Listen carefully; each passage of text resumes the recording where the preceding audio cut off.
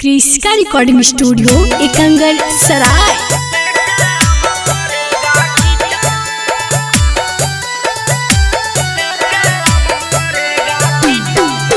DJ Kundan राज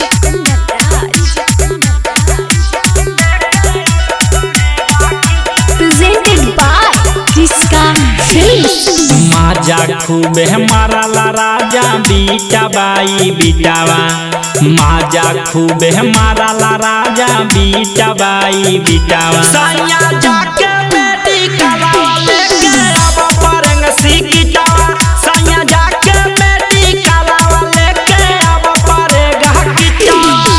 भोरे से हम 4 बेरी कर देलियो वो मिटावा, भोरे से हम 4 बेरी कर देलियो वो मिटावा। राजा जाके बेटी कला लेके अब परंग सीखिटावा, सैया जाके बेटी कला लेके अब परेगा किटावा।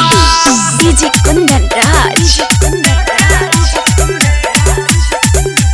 चीरी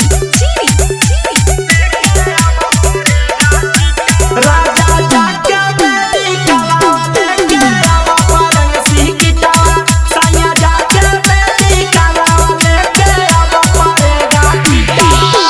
कैसन कैसन ता लगा हको मनावा, जल्दी से जाके ले आओ सजनावा।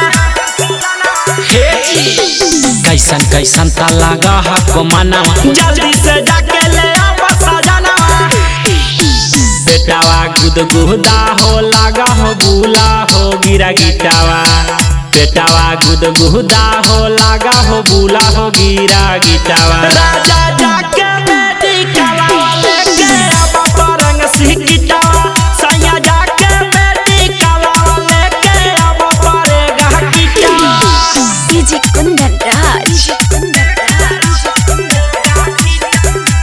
चीरी क्रिस्का रिकॉर्डिंग स्टूडियो एकंगर सराय। राजा जाके बेटी कला लेके अब परंग सीखिटावा, सैया जाके बेटी कला लेके अब परेगा किटावा। जी राजा रौसनवा तू कैला गजनवा, लगा हो सोहर गवाई तो आंगनवा।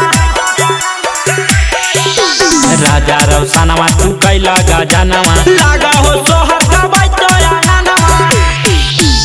अर्जुनया सिकाया जैसे तू करला अलगे सीटावा, अर्जुनया सिकाया जैसे तू करला अलगे सीटावा। राजा जाके बेटी कला लेके अब परंग सीखिटावा, सैया जाके बेटी कला लेके अब परेगा किटावा।